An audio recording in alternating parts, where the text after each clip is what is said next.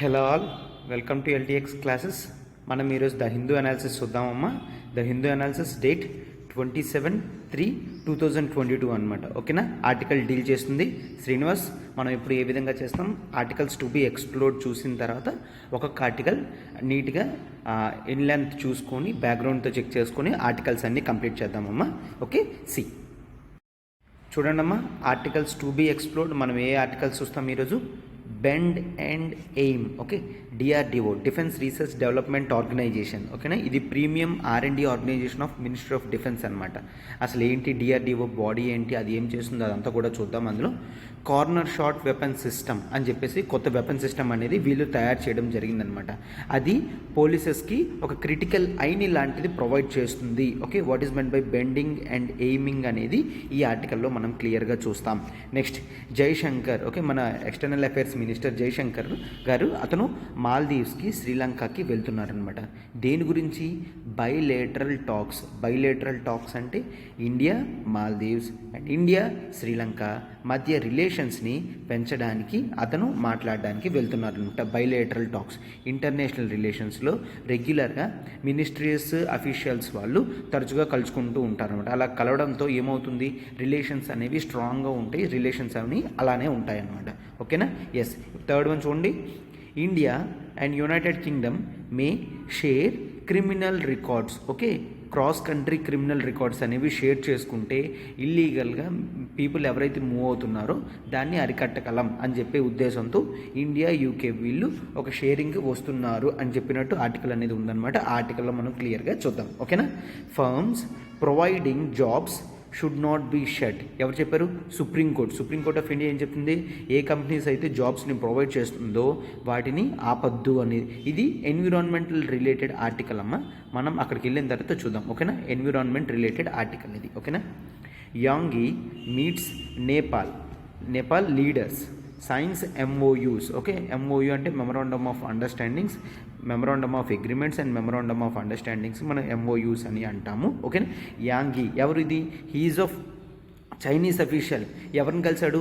నేపాల్ లీడర్స్ని కలిశాడు. Sir, Chinese official Nepal లీడర్స్ని కలిస్తే మనకేంటి బాధ, మనం ఎందుకు ఆర్టికల్ డిస్కస్ చేయాలి అంటే, నేపాల్ అనేది మన ఎవరు, ఇది బోర్డర్ షేర్ చేసుకుంటున్న నైబర్. చైనా కూడా మన నైబర్. చైనా మనకి not only A neighbour but opponent కూడా. కాబట్టి మన అపోనెంట్ చేసే ప్రతి స్ట్రాటజిక్ మూవ్స్ కూడా మనం కనిపెడుతూ ఉండాలి. ఓకేనా? ఇంటర్నేషనల్ రిలేషన్స్లో నైబరింగ్ కంట్రీస్ ఉన్న అన్నిటితో కూడా మనం మంచి రిలేషన్స్ అనేవి పెట్టుకోవాలన్నమాట. ఇండియా కూడా నైబర్హుడ్ ఫస్ట్ పాలసీ అనేది ఫాలో అవుతుంది కదా. సో అందుకని ఇటువంటి విషయాలు ఏమైనా జరుగుతున్నప్పుడు మనం కాస్త క్లోజ్ ఐ కాంటాక్ట్ అనేది వాటితో మెయింటైన్ చేస్తే అక్కడ జరుగుతున్న విషయాలన్నిటి మీద కూడా మనకి నాలెడ్జ్ అనేది వస్తుందన్నమాట. ఓకేనా? ఎస్, ఇది ఆర్టికల్. అండ్ నెక్స్ట్ లాస్ట్, ఈరోజు సండే కాబట్టి ఒక బయాలజీ రిలేటెడ్ ఆర్టికల్ అనేది తీసుకోవడం జరిగింది. ద హిందూలో ఇది వచ్చింది ఆర్టికల్. చూడండి.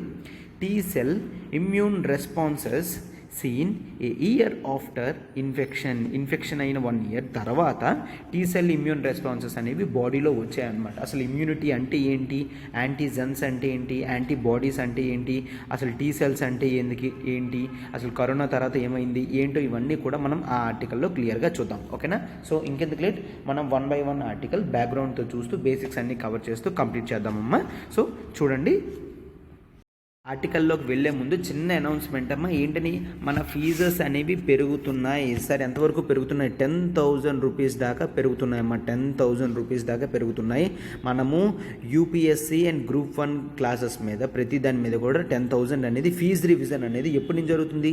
ఈ March 31 వరకు మాత్రమే. April 1 నుంచి ఫీజు రివిజన్ అనేది జరుగుతుంది. April 1 నుంచి ఫీజు రివిజన్ అనేది జరుగుతుంది. UPSC ఆఫ్లైన్ 70,000కి మనం ప్రొవైడ్ చేస్తున్నాము. UPSC ఆన్లైన్ 60,000కి ప్రొవైడ్ చేస్తున్నాం. APPSC TSPSC Group 1 మనము 40,000కి రికార్డెడ్ క్లాసెస్ ఇవన్నీ కూడా ప్రొవైడ్ చేయడం జరుగుతుంది అన్నమాట. ఓకేనా? Live plus recorded classes. ఇప్పుడు చూడండి, UPSC ఆఫ్లైన్ మనం GSA ప్లస్ SA పార్ట్స్ ఇవన్నీ కూడా కంప్లీట్ చేస్తాము. ఆఫ్లైన్లో మీకు unlimited accessibility and life time validity మన ప్రతి కోర్స్ మీద కూడా ఉంటుంది. ఓకేనా?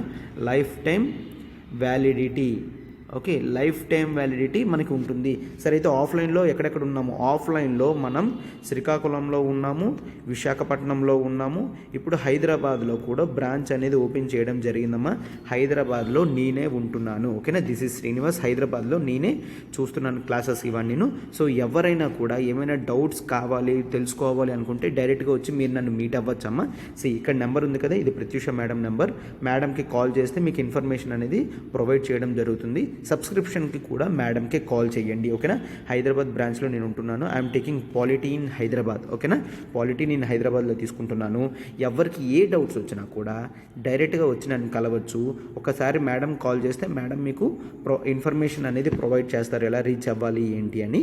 మనం హైదరాబాద్ అశోక్ నగర్ దగ్గరలోనే ఉన్నాము, అశోక్ నగర్లోనే మనం ఉన్నాము. సో ఎవరికైనా ఏ డౌట్స్ ఉండి జాయిన్ అవ్వాలనుకున్నా కూడా ఖచ్చితంగా ఏప్రిల్ 1 లోపల వచ్చి జాయిన్ అయితే 70,000 బ్రాకెట్లో ఉంటారు, లేదంటే 80,000 బ్రాకెట్లోకి వెళ్ళాల్సి వస్తుంది అమ్మ. అనవసరంగా 10,000 అనేది వేస్ట్ చేసుకోకండి. ఈ 10,000 అమౌంట్ అనేది మనకి చాలా యూజ్ అవుతుందిగా. 10,000 అనేది ఊరకనే కాదు కదా. సో 70,000 బ్రాకెట్లోనే ఉండండి అమ్మ. మన క్లాసెస్ అనేవి మనం ఎలా డీల్ చేస్తామో మీకు తెలుసు. సో ఇంకా మరి మీరు ఆలోచించాల్సిన అవసరం కూడా లేదమ్మా. ఓకేనా, యూపీఎస్సీ ఆన్లైన్లో మనం లైవ్ ప్లస్ రికార్డెడ్ క్లాసెస్ అనేవి ఇవ్వడం జరుగుతుంది. Okay, live plus recorded classes అనేవి ఇవ్వడం జరుగుతుంది. ఈ క్లాసెస్ని మీరు అన్లిమిటెడ్ టైమ్స్ యాక్సెసిబిలిటీ చేసుకోవచ్చు. చాలామంది రికార్డెడ్ క్లాసెస్ ఇస్తే 1 టైం 2 టైం 3 టైమ్స్ అని అంటారమ్మా. బట్ మనం అలా కాదు, రికార్డెడ్ క్లాసెస్ కంప్లీట్లీ ఎన్నిసార్లు కావాలంటే అన్నిసార్లు వినొచ్చు. Plus life time validity. Okay, మీరు ఇయర్ రాయొచ్చు, నెక్స్ట్ ఇయర్ రాయొచ్చు, ఎప్పుడైనా రాయొచ్చు. బట్ లైఫ్ టైం వ్యాలిడిటీ అనేది మీకు కోర్స్ ప్యాకేజ్లో వస్తుంది. అదే కాకుండా మనకి తెలంగాణ నుంచి, ఆంధ్ర నుంచి గ్రూప్స్ నోటిఫికేషన్ అనేది పడబోతుంది కదా. సో గ్రూప్స్ నోటిఫికేషన్ పడబోతుంది కాబట్టి గ్రూప్స్కి మీరు ఎంత ఎర్లీగా స్టార్ట్ అయితే అంత మంచిదమ్మా. ఎందుకంటే టైం ఉండదు. ఒకవేళ నోటిఫికేషన్ ఇచ్చాడంటే 3-4 మంత్స్ ఇస్తాడంతే. 3-4 మంత్స్ మనకు రివిజన్కి సరిపోతుంది, కానీ సబ్జెక్ట్స్ అనేవి ఎప్పుడు నేర్చుకుంటాం. సో అందుకని ఎర్లీగా స్టార్ట్ చేసుకుంటే మనం most of the times revision అనేది క్లారిటీగా చేసుకోవచ్చు అనమాట. సో ఏపీపీఎస్సీ, టీఎస్పీఎస్సీ కూడా మనం క్లాసెస్ అనేవి ప్రొవైడ్ చేయడం జరుగుతుందన్నమాట. ఎవరైతే యూపీఎస్సీ ఆఫ్లైన్ తీసుకుంటారో వాళ్ళకి కాంప్లిమెంటరీగా యూపీఎస్సీ ఆన్లైన్ కోర్స్ అనేది ఫ్రీగా వస్తుంది. ప్లస్ ఏపీపీఎస్సీ, టీఎస్పీఎస్సీ క్లాసెస్ అనేవి ఫ్రీగా యాక్సెసిబిలిటీ చేయొచ్చు వితౌట్ పేయింగ్ ఎనీథింగ్. అంటే 70,000 రూపీస్ మీరు పే చేశారు అంటే మిగిలిన ఇక్కడ 60,000 కానీ 40,000 కానీ మీరు 1 రూపీ కూడా పే చేయకన్నా ఈ క్లాసెస్ని మీరు హ్యాపీగా యాక్సెసిబిలిటీ చేసుకోవచ్చు అమ్మా.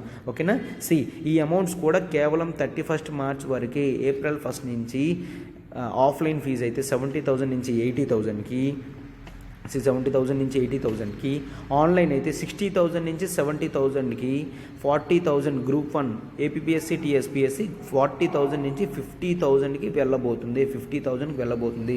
అంటే ప్రతి కోర్స్ ప్యాకేజ్ మీద మనం 10,000 అనేది పెంచడం జరుగుతుందమ్మా. సో అందుకనే హరియప్ బోర్డ్ కూడా పెట్టడం జరిగింది మార్చ్ 31 వరకు మాత్రమే. మీకు ఏ డౌట్స్ ఉన్నా కూడా ఇక్కడ ఈ నెంబర్ కాల్ చేయండి అమ్మా. మేడం ప్రత్యూష మేడం నెంబర్ అది. మేడం మీకు గైడ్ చేస్తారు. సబ్స్క్రిప్షన్ కూడా మీరు మేడంకి కాల్ చేసి అన్ని సాల్వ్ చేయొచ్చు. ఓకేనా, ఎస్. యూపీఎస్సీ ఇన్ఫినిటీ మనం ఇప్పుడు హైదరాబాద్లో స్టార్ట్ చేయడం జరిగిందమ్మా. ఎక్కడ మనం ఉన్నాము? అశోక్ నగర్లో ఉన్నాము. హైదరాబాద్ అశోక్ నగర్లో స్టూడెంట్స్ రిక్వెస్ట్ మేరకు మన హైదరాబాద్ ఆఫ్లైన్ అనేది రావడం జరిగింది. ఆఫ్లైన్ క్లాసెస్లో మనకి మ్యాక్సిమం సబ్జెక్ట్స్ అన్నీ కవర్ అవుతాయి. మీకు ఇన్ఫినిటీ ప్యాకేజ్ అంటే చూడండి, మనకి జిఎస్ ప్రతి పార్ట్ కూడా అండ్ ఎస్ఐ పార్ట్ ప్రతిదీ కూడా మనకి మొత్తం కవర్ అవుతుందమ్మా ఇన్ఫినిటీ ప్యాకేజ్లో. మీకు ఆల్రెడీ చెప్పడం జరిగింది ఏంటి, మీరు ఒకవేళ సివిల్స్కి ఆఫ్లైన్ తీసుకుంటే మీకు ఆన్లైన్ కూడా కాంప్లిమెంటరీగా వస్తుంది. సో ఎవరైనా కూడా వచ్చి కావాలి అంటే మా క్లాసెస్ డెమోస్ కూడా చూడొచ్చమ్మా. మేము ఫ్రీ డెమో 3 డేస్కి ఇవ్వడం జరిగింది. ఫ్రీ డెమో 3 డేస్ వరకు మీరు ఖచ్చితంగా క్లాసెస్ అనేవి అటెండ్ అవ్వచ్చు. క్లాసెస్ని ఫస్ట్ మీరు ఎక్స్పీరియన్స్ చేయండి అమ్మా. క్లాసెస్ని అయితే ఫస్ట్ మీరు ఎక్స్పీరియన్స్ చేయండి. మీ ఎక్స్పీరియన్స్ తర్వాత మీరు డెసిషన్ అనేది తీసుకుందరు. ఫస్ట్ క్లాసెస్కి అయితే వచ్చి 3 ఫ్రీ డెమోస్ అనేవి మీరు యాక్సెసిబిలిటీ చేసుకుంటే మంచిది. మనం ఆల్రెడీ క్లాసెస్ అనేవి స్టార్ట్ చేయడం జరిగింది. బట్ ఫ్రీ డెమోస్గా మీరు 3 క్లాసెస్ అనేది అటెండ్ అయ్యి తర్వాత మీరు హ్యాపీగా కంటిన్యూ చేసుకోవచ్చమ్మా. ఓకేనా, మన ఫీజ్ స్ట్రక్చర్ కూడా చాలా ఈజీగా అఫోర్డబుల్గా ఉంటుంది. హ్యాపీగా మీరు ఈఎంఐ 5,000 per month కడుతూ క్లియర్ చేయొచ్చు. 5,000 per month కడుతూ హ్యాపీగా మీరు క్లియర్ చేయొచ్చమ్మా. మనకి unlimited accessibility plus life time validity అనేది ఆఫ్లైన్లో ప్రొవైడ్ చేయడం జరుగుతుంది. లైఫ్ టైం వ్యాలిడిటీ అనేది ఆఫ్లైన్లో ప్రొవైడ్ చేయడం జరుగుతుందమ్మా. సో అందుకనే ఫస్ట్ మీరు క్లాసెస్కి వచ్చి క్లాసెస్ అనేది మీరు ఎక్స్పీరియన్స్ అయితే మీ ఎక్స్పీరియన్స్ బట్టి మీరు డెసిషన్ అనేది తీసుకోవచ్చమ్మా. ఓకేనా. హైదరాబాద్ బ్రాంచ్లో నేనే ఉంటున్నాను. This is Srinivas. నేను హైదరాబాద్ బ్రాంచ్లో పాలిటీ డీల్ చేస్తున్నాను. నేను రెగ్యులర్గా మీకు అవైలబుల్గా ఉంటానమ్మా. ఓకేనా. సో ఇక్కడ ఈ నెంబర్ చూడండి. ఒకవేళ ఎవరైనా వచ్చి డైరెక్ట్గా మాట్లాడాలన్నా కూడా ఖచ్చితంగా మీరు ఈ నెంబర్ చూడండి. ఈ నెంబర్ ప్రత్యూష మేడంది. ఈ నెంబర్కి మీరు కాల్ చేస్తే మేడం మీకు ఎలా రీచ్ అవ్వాలి అని గైడ్ చేస్తారు. తర్వాత వచ్చి మీరు మాట్లాడి కావాలంటే ఎక్స్పీరియన్స్ క్లాసెస్ అనేవి ఫ్రీ డెమోస్ చూసిన తర్వాత మీరు క్లాసెస్లో జాయిన్ అవ్వచ్చమ్మా. ఓకేనా. సో ఎస్, ఇక్కడ చూడండమ్మా, మనం కేవలం జిఎస్ మాత్రమే కాదు ఆప్షనల్ కూడా ప్రొవైడ్ చేయడం జరుగుతుంది. ఆప్షనల్ ఇన్ఫినిటీ కింద మనం ప్రొవైడ్ చేయడం జరుగుతుందమ్మా. ఇక్కడ మనకి ఒక కోర్స్ కడితే చాలు unlimited access to all the optionals. ఉన్న ప్రతి ఆప్షనల్కి కూడా మనకి అన్లిమిటెడ్ యాక్సెసిబిలిటీ అనేది ఉంటుందన్నమాట. మనం టాప్ 4 ఆప్షనల్స్ని చూస్ చేసుకోవడం జరిగింది. ఈ టాప్ 4 ఆప్షనల్స్ పబ్లిక్ అడ్మినిస్ట్రేషన్ ఒకటి, పొలిటికల్ సైన్స్ ఇంటర్నేషనల్ రిలేషన్స్ ఒకటి, ఆంథ్రపాలజీ ఒకటి, సోషియాలజీ ఒకటమ్మా. ఓకేనా. ఈ ఆప్షనల్స్ మాత్రమే ఇప్పుడు టాప్ 4లో ఉన్నాయి. సో అందుకనే మనం ఇవి ప్రొవైడ్ చేయడం జరుగుతుంది. డైరెక్టర్ సార్ సురేష్ సార్ మనకి public administration and PSIR optionals చెప్తారు. సాయిరామ్ సార్ మనందరికీ తెలుసు కదమ్మా. సాయిరామ్ సార్ మనకి anthropology, sociology Sairam sir deal చేస్తారు. ఆంథ్రపాలజీలో ఫిజికల్ ఆంథ్రపాలజీ పార్ట్ ఉంటుందమ్మా. Physical anthropology part. ఈ ఫిజికల్ ఆంథ్రపాలజీ పార్ట్ నేను స్వయంగా డీల్ చేస్తాను. ఓకేనా. This is Srinivas. నేను ఫిజికల్ ఆంథ్రపాలజీ క్లాసెస్ డీల్ చేస్తాను. సోషియో కల్చరల్ ఆంథ్రపాలజీ అవన్నీ కూడా సాయిరామ్ సార్ డీల్ చేస్తారమ్మా. ఓకేనా. సో అయితే కోర్స్ ప్యాకేజ్ ఏంటి? రికార్డెడ్ క్లాసెస్కి అయితే కేవలం 25,000 రూపీస్ పే చేస్తే సరిపోతుంది. రికార్డెడ్ క్లాసెస్కి అయితే 25,000, లైవ్ ప్లస్ రికార్డెడ్కి అయితే కేవలం 30,000 రూపీస్ మాత్రమే. కేవలం 30,000 రూపీస్ మాత్రమే లైవ్ ప్లస్ రికార్డెడ్ క్లాసెస్ అమ్మా. ఆ అమౌంట్ కూడా మీరు హ్యాపీగా ఈఎంఐ 5,000 పర్ మంత్ కడుతూ క్లియర్ చేయొచ్చమ్మా. ఓకేనా. 5,000 పర్ మంత్ కడుతూ హ్యాపీగా మీరు ఈఎంఐ అనేది క్లియర్ చేయొచ్చు. మనకి ఈ కోర్సెస్ అన్లిమిటెడ్ యాక్సెసిబిలిటీ అనేది వస్తుంది. అంటే మన క్లాసెస్ని మీరు ఎన్నిసార్లు కావాలంటే అన్నిసార్లు చూడొచ్చు. ఓకే. సార్ ఇప్పుడు క్లాస్ తీసుకుంటే మళ్ళీ మర్చిపోతాం కదా. ఎందుకు మర్చిపోతారమ్మా? మర్చిపోయే ప్రసక్తే ఉండదు. క్లాసెస్ అనేవి మనం ఇన్డెప్త్గా డీటెయిల్డ్గా కవర్ చేస్తాం. సో అందుకనే లైవ్ ప్లస్ రికార్డెడ్ క్లాసెస్లో మీరు క్లాసెస్కి అటెండ్ అయితే మీకు డౌట్స్ ఉన్నవన్నీ క్లారిటీ అవుతాయి. ఆ తర్వాత మీరు ఒకసారి క్లాసెస్ అన్నీ అయిపోయిన తర్వాత మళ్ళీ ఒకసారి ఏదైనా టాపిక్ మీద డౌట్ వచ్చిందంటే మనకి మాడ్యూల్ వైజ్, సెక్షన్ వైజ్ అట్లా ఉంటుంది కాబట్టి డైరెక్ట్గా వెళ్ళి ఆ టాపిక్ కూడా మీరు క్లియర్ చేసుకోవచ్చమ్మా. అంటే మనకి అన్లిమిటెడ్ టైమ్స్ యాక్సెసిబిలిటీ ఉండడం వల్ల మల్టిపుల్ టైమ్స్ మనం రివిజన్ అనేది చేసుకోగలం. ఓకే. అన్లిమిటెడ్ టైమ్స్ యాక్సెసిబిలిటీ ఉండడం వల్ల మనం మల్టిపుల్ టైమ్స్ రివిజన్ చేసుకోగలం. మనకి లైఫ్ టైం వ్యాలిడిటీ ఇది రాబోతుంది. లైఫ్ టైం వ్యాలిడిటీ ఎన్నిసార్లు కావాలంటే అన్నిసార్లు, ఎన్ని ఇయర్స్ కావాలంటే అన్ని ఇయర్స్ అనేది మన కోర్స్ ప్యాకేజ్లో మీరు కంటిన్యూస్గా ఉంటారమ్మా. ఓకేనా. సబ్స్క్రైబ్ చేయాలంటే ఇక్కడ చూడండి. ఈ నెంబర్ ప్రత్యూష మేడంది. మేడంకి కాల్ చేసి మీకు ఏ డౌట్స్ ఉన్నా కూడా సాల్వ్ చేయొచ్చు. మీ ఇష్యూస్ అన్నీ కూడా మేడం సాల్వ్ చేస్తారమ్మా. ఎస్ సార్, ఎందుకు అన్లిమిటెడ్ ప్యాకేజ్ ఇచ్చారు? ఎవరైనా ఒక ఆప్షనల్ తీసుకుంటారు కదా అంటే మనకు తెలిసిన వాళ్ళు చాలామంది ఉన్నారమ్మా. వాళ్ళు ఫస్ట్ ఒక ఆప్షనల్ తీసుకుంటారు. తీసుకున్న తర్వాత సబ్జెక్ట్ అనేది కంప్లీట్ చేయలేకపోతారు. ఎందుకు బాధ అని చెప్పేసి మరొక ఆప్షనల్ తీసుకుంటారు. మళ్ళీ దానికి అమౌంట్ కడతారనమాట. అంటే 2-3 టైమ్స్ ఆప్షనల్స్కి కట్టడం వల్ల అమౌంట్ అనేది అనవసరంగా వేస్ట్ అవుతుంది. సో అందుకనే ఇప్పుడు చూడండి, ఒకవేళ మనం 30,000 కట్టాము అనుకోండి, ఈఎంఐ 5,000 పర్ మంత్లో లైవ్ ప్లస్ రికార్డెడ్కి ఫస్ట్ మీరు ఒక ఆప్షనల్కి యాక్సెస్ చేసుకుంటారు. ఆప్షనల్ నచ్చింది అంటే ఆప్షనల్ తీసుకుంటారు. లేదు మరొక ఆప్షనల్కి షిఫ్ట్ అవుదామని ఎర్లీగా డెసిషన్ తీసుకున్నారనుకోండి, మనకి టైం వేస్ట్ ఉండదు, ప్లస్ రిసోర్సెస్ కూడా వేస్ట్ అవ్వవు. సో అందుకనే మనం అన్లిమిటెడ్ యాక్సెసిబిలిటీ అనేది ప్రొవైడ్ చేయడం జరిగింది. ఓకేనా. అందుకే ఒక ఆప్షనల్ తీసుకుంటే మీకు అమౌంట్ అనేది వేస్ట్ అవ్వకుండా మిగిలిన సబ్జెక్ట్స్ నాలెడ్జ్ కావాలన్నా కూడా మీరు యాక్సెస్ చేసుకోవచ్చు. కాబట్టి ఇలా అన్లిమిటెడ్ అనేది ఇవ్వడం జరిగింది. ఓకేనా. సో ఇంకెందుకు లేట్, ఇప్పుడు చూడండి మన ఆర్టికల్స్ అనేది 1 by 1 నీట్గా క్లియర్గా డిస్కస్ చేసుకొని వెళ్దాం. ఆర్టికల్ చూడండి అమ్మా. మనం ఫస్ట్ తీసుకున్న ఆర్టికల్ ఏంటి? బెండ్ అండ్ ఎయిమ్ అనమాట. ఓకేనా. ఇక్కడ చూసారా ఈ వెపన్ సిస్టమ్ చూసారా? చూడండి, ఇది ఎట్లా బెండ్ అయింది కదా. సో దీన్నే మనం కార్నర్ షాట్ వెపన్ సిస్టమ్ అని అంటాము. కార్నర్ షాట్ వెపన్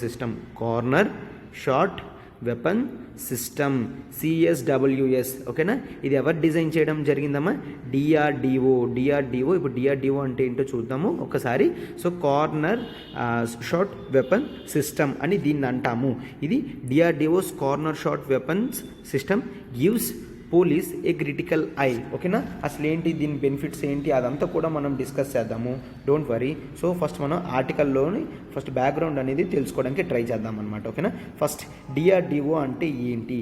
ఇండియాలో మనకి డిఆర్డిఓ అనే ఒక ఆర్గనైజేషన్ ఉంది. దీన్ని మనం 1958లో ఎస్టాబ్లిష్ చేయడం జరిగిందనమాట. 1958లో దీన్ని డిఫెన్స్ రీసెర్చ్ డెవలప్మెంట్ ఆర్గనైజేషన్ అని అంటాము. ఇది డైరెక్ట్గా బాడీ అనేది పుట్టలేదమ్మా, ఆల్రెడీ ఎగ్జిస్టింగ్ ఫంక్షన్లో ఉన్న 3 బాడీస్ని కలిపి మనం డిఆర్డిఓగా చేసాము. ఓకేనా, ఆ బాడీస్ ఏంటో చూడండి ఒక్కసారి.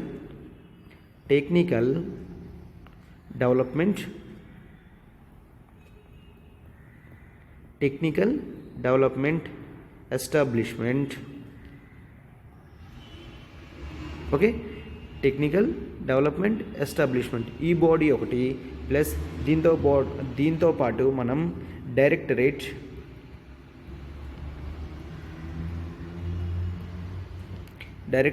Of technical development plus production,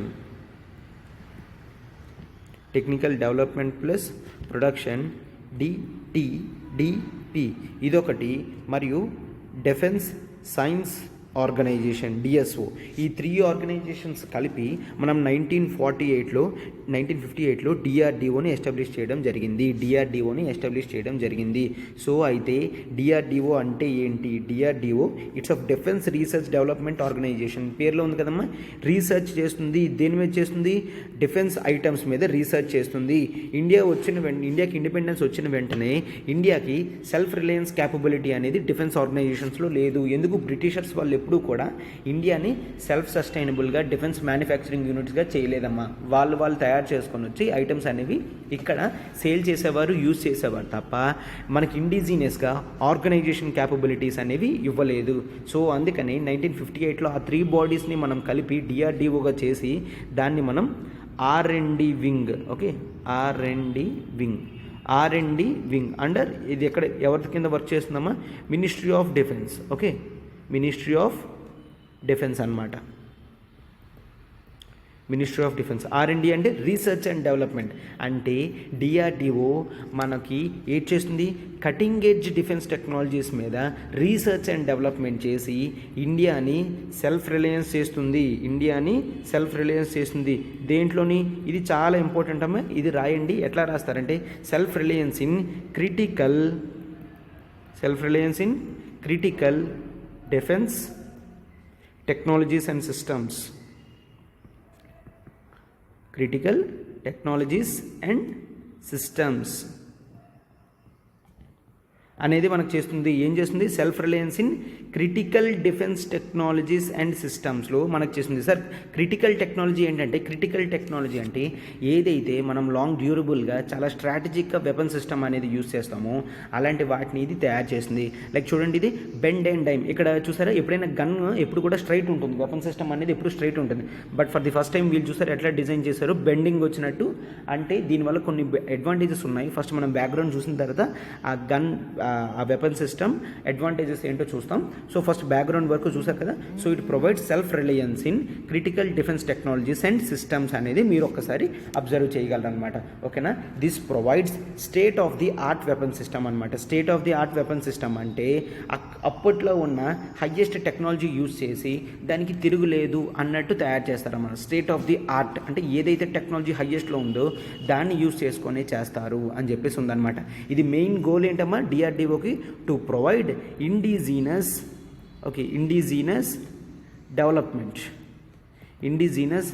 development of defence technologies. Indigenous అంటే ఇండియాలోనే ఏ కంట్రీ మీద కూడా మనం ఇంపోర్ట్కి ఆధారపడకుండా మనం సెల్ఫ్ రిలయంట్గా ఈ ఇండిజినస్ డెవలప్మెంట్ అనేది చెయ్యాలి. ఈ స్ట్రాటజిక్ వెపన్స్ అనేవి ప్రొడ్యూస్ చేయాలి. డిఆర్డిఓ ప్రొడ్యూస్ చేసిన కొన్ని వెపన్ సిస్టమ్స్ చూడండి అమ్మా. ఇవి నార్మల్ మీకు ఇన్ఫర్మేషన్ ఉంటే సరిపోతుంది. ఏంటవి? Like Agni series, okay, Prithvi series. ఇవేంటివి? మిసైల్స్ అన్నమాట. ఓకేనా, పృథ్వీ మిసైల్స్. ఇవన్నీ మిసైల్ సిరీస్. ఈ మిసైల్ సిరీస్ మళ్ళీ ఇంకా light combat aircraft LCA Tejas అని అంటాం కదా, మనం చాలా క్లాసెస్లో డిస్కస్ చేయడం జరిగింది. ఎల్సిఏ తేజస్ కూడా డిఆర్డిఓ ప్రొవైడ్ చేయడం జరిగింది. మళ్ళీ ఇంకా multi barrel rocket launcher. Okay, rocket launcher. Okay, దీన్నే మనం పినాకా అని అంటాము. ఓకే, దీన్నే మనం పినాకా మిసైల్ సిస్టమ్ అని అంటాము. ఇదేంటిది? మల్టీ బ్యారల్ రాకెట్ లాంచర్ అనమాట. అంటే ఒకేసారి చాలా రాకెట్స్ అనేవి ఇది రిలీజ్ చేయగలది. ఈ పినాకా ఈ సిస్టమ్ని కూడా మనకి డిఆర్డిఓ ప్రొవైడ్ చేయడం జరిగింది. ఇంకా అంతేకాకుండా ఎయిర్ డిఫెన్స్ సిస్టమ్, ఆకాశం కానీ, రేడార్స్ని కానీ, ఎలక్ట్రానిక్ వార్ఫేర్ సిస్టమ్స్ని కానీ వీటన్నిటిలో కూడా డిఆర్డిఓ ఇండియాకి చాలా హెల్ప్ చేసి ఇండిజీనియస్ క్రిటికల్ టెక్నాలజీస్ ప్రొవైడ్ చేయడంలో చాలా హెల్ప్ అనేది చేసిందనమాట. Critical technologies.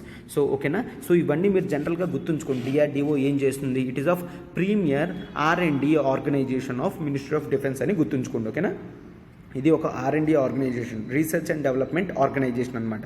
ఇప్పటికీ డిఆర్డిఓలో సమ్ 50 ల్యాబొరేటరీస్ అనేవి దాని కింద వర్క్ చేస్తున్నాయి. 50 ల్యాబొరేటరీస్ అనేవి వర్క్ చేస్తున్నాయి. వేరియస్ డిసిప్లిన్స్ ఏంటేంటి? ఏరోనాటిక్స్లో కానీ, ఆర్మమెంట్స్లో కానీ, ఎలక్ట్రానిక్స్లో కానీ, కాంబాట్ వెహికల్స్లో కానీ, ఇంజనీరింగ్ సిస్టమ్స్లో కానీ, మిసైల్స్లో కానీ, అడ్వాన్స్డ్ కంప్యూటింగ్ కానీ, లైఫ్ సైన్సెస్ కానీ, నేవల్ సిస్టమ్స్ కానీ, వీటన్నిటిలో కూడా డిఆర్డిఓ చేస్తుంది. ఓకేనా, వీటన్నిటిలో కూడా డిఆర్డిఓ చేస్తుంది. మీకు ఇన్ జనరల్ ఇన్ఫర్మేషన్ ఉంటే సరిపోతుంది. In general information. సో ఇప్పుడు డిఆర్డిఓ గురించి రాయమన్నా కూడా మీరు క్లియర్గా రాయగలరు అనమాట. సో ఓకే, ఇప్పుడు డిఆర్డిఓ గురించి తెలుసుకున్నాం కాబట్టి ఇప్పుడు ఈ కార్నర్ షాట్ వెపన్ సిస్టమ్ గురించి క్లియర్గా తెలుసుకోండి. సరే, కార్నర్ షాట్ వెపన్ సిస్టమ్ అంటే ఏంటి అంటే, ఇది రీసెంట్గా డెవలప్మెంట్ అనేది డిఆర్డిఓ చేయడం జరిగిందనమాట. 2019-20లోనే చేసి ఆ తర్వాత చాలా వరకు కూడా దీన్ని ఏం చేశారు? ట్రైల్స్లో పెట్టారు. ఓకే, ట్రైల్లో మనం ఎలా యూస్ చేస్తున్నాము, ఎటువంటి కండిషన్స్లో యూజ్ చేయగలుగుతున్నాము అనేది. ఓకేనా, ఇది ఒక corner shot weapon system, CSWS system అని అంటాము. ఓకేనా, ఇదేంటి? ఆపరేటర్స్కి ఆన్ టార్గెట్. ఓకే, అట్నుంచి పీపుల్ వస్తున్నారు అనుకున్నాము, ఎనిమీస్ అనేవాళ్ళు ఇటు నుంచి వస్తున్నారు. సో మనం వాళ్ళ ఎదురుగుండా ఉండి వెపన్ అనేది షూట్ చేయక్కర్లేదు.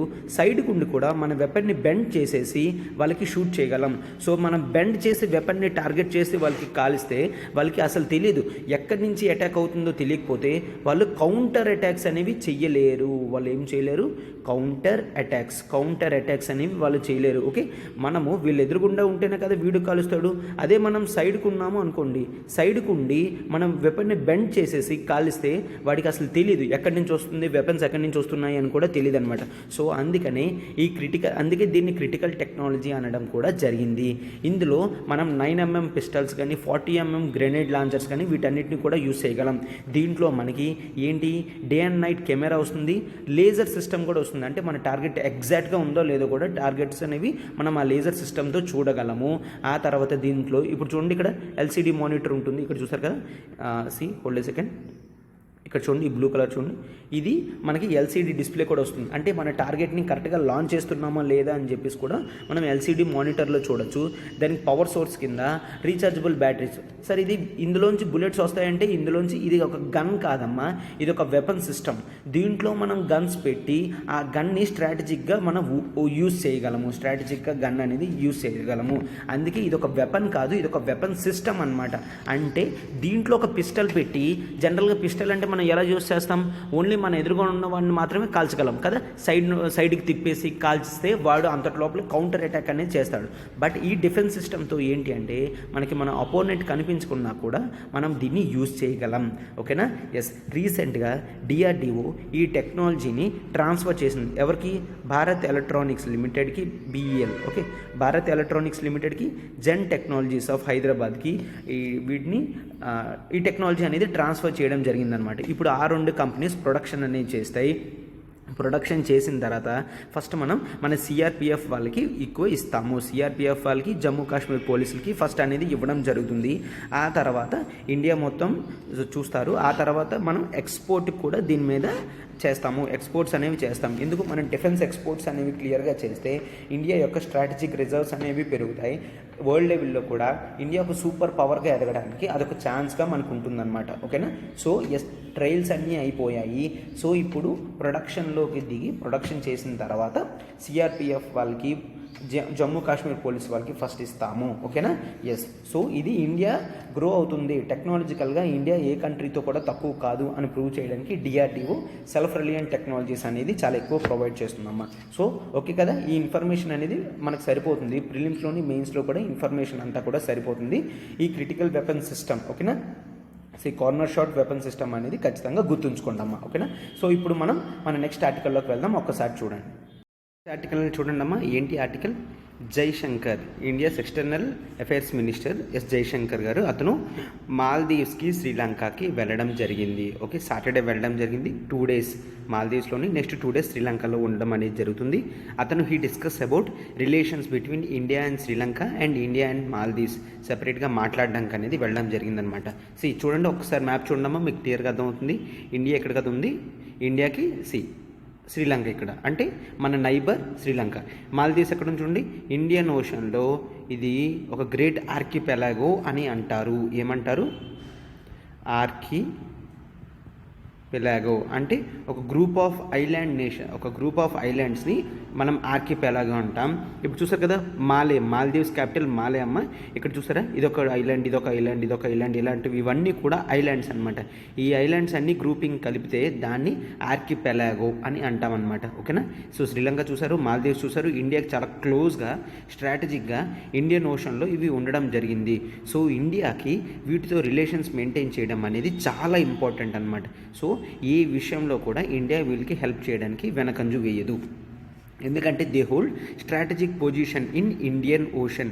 ఇండియన్ ఓషన్కి ఇప్పటికీ కూడా ఇండియాకి హై పవర్ సోర్సెస్ అనేవి ఉన్నాయన్నమాట. సో ఆ రిలేషన్స్ అనేవి కంటిన్యూ అవ్వాలి అంటే ఈ కంట్రీస్కి సపోర్ట్ చేయాలి. అదేవిధంగా ఇండియా నైబర్హుడ్ ఫస్ట్ పాలసీలో కూడా మన నైబర్స్కి అనేది మనం first preference and high priority అనేది ఇవ్వాలి అని ఇండియాస్ నైబర్హుడ్ ఫస్ట్ పాలసీలో మనం తీసుకున్నామన్నమాట. ఓకేనా? సో ఇండివిజువల్గా మనం ఇప్పుడు India Maldives, India Sri Lanka latest relations అన్నీ కూడా ఒక్కసారి చూద్దాము. ఒక్కసారి చూడండి అమ్మా. First India Maldives. Okay, India Maldives. So first Maldives అనేది ఒక ఆర్కిపెలాగో గుర్తుంచుకోండమ్మా. అది ఒక ఐలాండ్ నేషన్స్ గ్రూపింగ్ అనమాట. ఓకేనా? సో రిలేషన్స్ మనకి ఎప్పుడంటే హిస్టారికల్ నుంచి ఇండియాకి మాల్దీవ్స్ రిలేషన్స్ అనేవి బాగున్నాయి. ఎందుకంటే అక్కడికి మన వాళ్ళు చాలామంది వెళ్ళి అక్కడ సెటిల్ అయిన వాళ్ళు కూడా ఉన్నారు. అంటే మైగ్రేషన్, ఇండియన్ మైగ్రెంట్స్ కూడా చాలామంది మాల్దీవ్స్లో ఉండడం జరిగింది. సూన్ ఆఫ్టర్ ఇండిపెండెన్స్, ఎప్పుడు మాల్దీవ్స్కి ఇండిపెండెన్స్ వచ్చిన తర్వాత, మాల్దీవ్స్కి ఇండిపెండెన్స్ ఎప్పుడు వచ్చింది? 1965 నుంచి మనము హై లెవెల్ ఎంగేజ్మెంట్స్ అనేవి చేస్తున్నాము. కంట్రీ రిలేషన్స్ అనేవి ప్రాస్పరస్గా గ్రో అవుతున్నట్టు చేస్తున్నాము. మాల్దీవ్స్ మధ్యలో కొన్ని ఇయర్స్ తప్ప మిగిలిన ఇయర్స్ అన్నీ కూడా ఇండియాయే ఫేవరబుల్గా ఉండేది. దాన్నే మనం ఇండియా ఫస్ట్ పాలసీ అని అంటాము. ఓకే, ఏ పాలసీ అంటాం? India first policy. అంటే మాల్దీవ్స్కి ఎప్పుడు కూడా ఫస్ట్ ప్రయారిటీ ఇండియాయే, ఇండియా తర్వాత మిగిలిన కంట్రీస్. ఎస్, అంటే ఇండియాతో తప్ప ఇంకెవరితోని రిలేషన్స్ మెయింటైన్ చేయదా అంటే కాదమ్మా. ఇండియా ఫస్ట్ పాలసీ అంటే ఇండియాతోనే చాలా strategic relations, important relations, diplomatic relations అనేవి ఇండియాతోనే మెయింటైన్ చేస్తుంది. ఫస్ట్ ప్రిఫరెన్స్ ప్రయారిటీ ఎప్పుడు కూడా ఇండియాకే ఇస్తుంది. ఎందుకు అంటే ఇండియా నుంచి మాల్దీవ్స్కి చాలా విధమైన గ్రాంట్స్ కానీ, అసిస్టెన్స్ కానీ, క్యాష్ కానీ ఇవన్నీ వస్తాయన్నమాట. ట్రేడ్ రిలేషన్స్ కూడా ఈ ఇండియాకి మాల్దీవ్స్కి అనేవి ఎక్కువ జరుగుతూ ఉంటుందన్నమాట. ఓకేనా? Mainly related to tourism. Okay, mainly related to tourism అనమాట.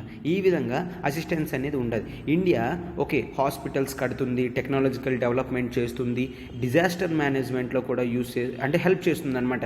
ఎకనామిక్ అసిస్టెన్స్ ఇస్తుంది, మిలిటరీ అసిస్టెన్స్ కూడా ఇస్తుంది. అంటే ఏంటి?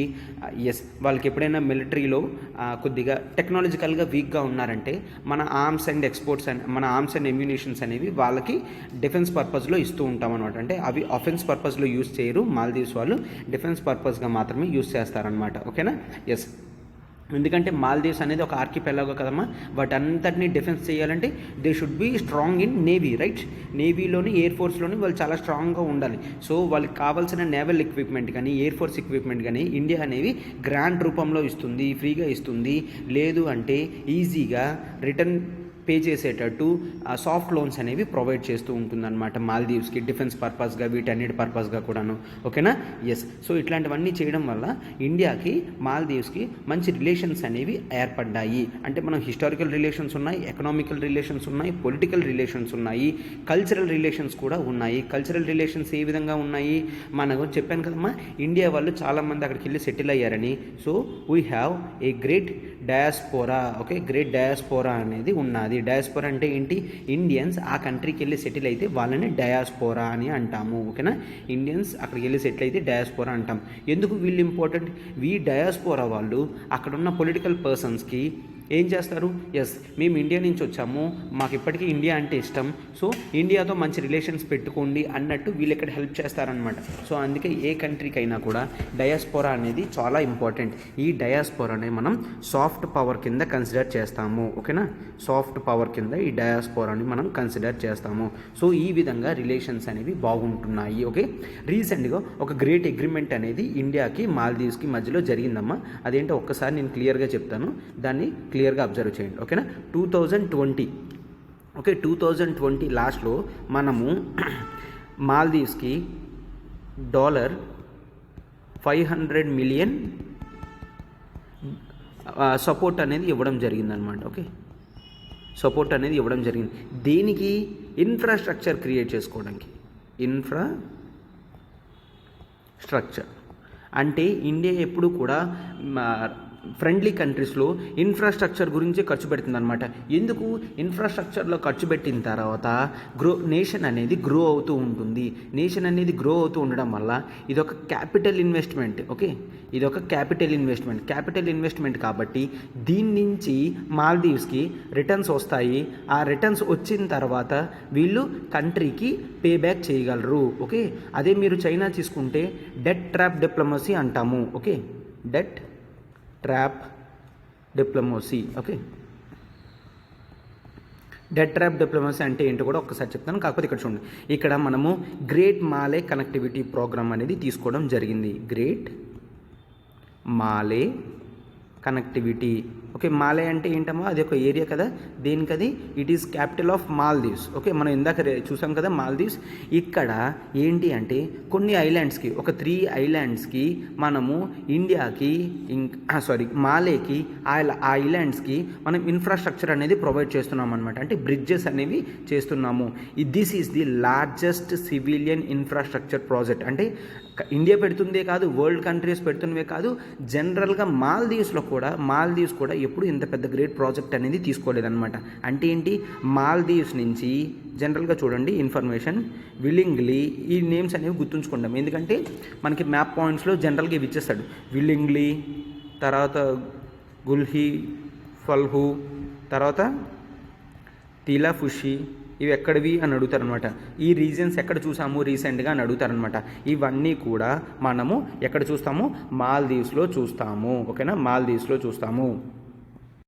సో ఇవి ఎక్కడ ఉన్నాయి? మాల్దీవ్స్లో ఉన్నాయి. ఇప్పుడు ఈ మూడింటిని లింక్ చేస్తూ మాలేకి లింక్ చేస్తామన్నమాట. అంటే విల్లింగ్లీ టు మాలే, మాలే టు గుల్హి ఫల్హు, మాలే టు తిలాఫుషి, వీటికి లింక్ చేయడం వల్ల ఏమవుతుంది? ఇంపార్టెంట్ ఏరియాస్ అన్నీ కూడా క్యాపిటల్కి కనెక్ట్ అవుతాయి. ఎప్పుడైతే ఇంపార్టెంట్ ఏరియాస్ అన్నీ క్యాపిటల్కి కనెక్ట్ అవుతుందో, ఇన్ఫ్రాస్ట్రక్చర్ గ్రో అవుతుందో, డెవలప్మెంట్ అనేది వస్తుంది, బిజినెస్ డెవలప్మెంట్ అనేది వస్తుంది, ఇండస్ట్రీస్ అనేవి డెవలప్ అవుతాయి, టూరిజం కూడా పెరుగుతుంది. సో ఈ ఉద్దేశంతో ఇండియా $500 మిలియన్ ప్యాకేజ్ అనేది సపోర్ట్ కింద ఇస్తుంది. అందులో ఈ 500లో $100 ఓకే, $100 మిలియన్ మాత్రం గ్రాంట్ కింద ఇస్తుంది. గ్రాంట్ అంటే ఏంటి? ఫ్రీ అన్నమాట. మరి ఇంకా పే చేయాల్సిన అవసరం కూడా లేదు. ఒక 100 మిలియన్ గ్రాంట్ కింద ఇస్తుంది, అంటే ఫ్రీగా ఇస్తుంది. మిగిలిన 400 మిలియన్ మాత్రం పే చేస్తే సరిపోతుంది. అది కూడా వెంటనే పే చేయాల్సిన లేదు, కొద్దిగా పే చేయొచ్చు అనమాట. సో ఇండియా సపోర్టివ్గా ఉండి ఇన్ఫ్రాస్ట్రక్చర్ గ్రోత్లో హెల్ప్ చేస్తుంది వాళ్ళ నైబర్స్కి. Let's take the back of China. China ఏం చేస్తుంది? డెట్ ట్రాప్ డిప్లొమసీ అంటే ఏంటి? ఇక్కడ చూడండి, ఈ ప్రాజెక్ట్ అంతా కంప్లీట్ చేయడానికి $500 మిలియన్ ప్యాకేజ్ అయితే సరిపోతుంది. బట్ చైనాకు తెలుసు $500లో అయిపోతుందని. బట్ ఏం చేస్తుంది? $1 బిలియన్ అనేది ఇస్తుంది, అంటే డబల్ ఇస్తుంది అనమాట. 500 మిలియన్స్లో అవ్వాల్సింది $1 బిలియన్ అనేది వాళ్ళకి ఇచ్చేసి వాళ్ళకి ఏంటి అసలు ఆ డెట్ నుంచి వాళ్ళు బయటకు రాకుండా చేస్తుంది అనమాట. ఇండియా చూసారా $100 మిలియన్ అనేది గ్రాంట్ కింద ఇస్తుంది. అలాంటి గ్రాంట్స్ ఏవి కూడా చైనా ఇవ్వదు. $1 బిలియన్ అంటే $1,000 మిలియన్, $500 ఉంటే సరిపోతే $1,000 మిలియన్ ఇచ్చేసి హై లెవెల్లో ఇన్ఫ్రాస్ట్రక్చర్ కట్టేసి అదేంటి అసలు రిటర్న్స్ అనేవి వచ్చినా వైబుల్ లేకుండా ఉన్నట్టు చేస్తుంది. అంటే రిటర్న్స్ వస్తాయి, రావని కాదు, కాకపోతే అవి తీర్చడానికి 100, 200 ఇయర్స్, 300 ఇయర్స్ కూడా సరిపోవన్నమాట. ఆ విధంగా చేస్తుంది. సో ఈ విధంగా చేస్తే ఇవేమవుతుంది, కంట్రీస్ కొన్ని రోజుల తర్వాత ఆ ఏరియాస్ అనేవి ఆ కంట్రీకి ఇచ్చేయాల్సి వస్తుంది అనమాట. ఇదే చైనా డెట్ ట్రాప్ డిప్లొమసీ కింద ఫాలో అవుతుంది. సో ఓకేనా, బట్ ఇండియా అనేది అలా చేయదు. ఈ ఇన్ఫర్మేషన్ అనేది మీకు ఇంపార్టెంట్ అనమాట. సో ఇది ఇండియా మాల్దీవ్స్ లేటెస్ట్ రిలేషన్స్ అనేవి కూడా మనం ప్రొవైడ్ చేయడం జరిగింది. సో ఇప్పుడు మనం ఇండియా శ్రీలంక రిలేషన్స్ అనేవి ఒక్కసారి చూద్దాం. చూడండి అమ్మా, ఇండియా శ్రీలంక ఎక్కడెక్కడ ఉన్నాయో మనం జోగ్రఫికల్ మ్యాప్లో చూసాం కదమ్మా. ఎస్, ఇండియాకి శ్రీలంకకి హిస్టారికల్ రిలేషన్స్ ఉన్నాయి, ఎకనామికల్ రిలేషన్స్ ఉన్నాయి, కల్చరల్ రిలేషన్స్ ఉన్నాయి. మన వాళ్ళు చాలామంది ఉన్నారు అక్కడ. తమిళనాడు వాళ్ళు చాలామంది శ్రీలంకలో ఉండడం జరుగుతుందన్నమాట. శ్రీలంక ఉంది కదమ్మా, ఇట్లా శ్రీలంక ఉంటే ఇక్కడ నార్త్ పార్ట్లో ఎక్కువ మంది తమిళియన్సే ఉంటారు.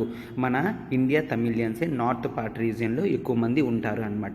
సో ఇండియాకి శ్రీలంకకి చాలా క్లోజ్ రిలేషన్స్ అనేవి ఉన్నాయి.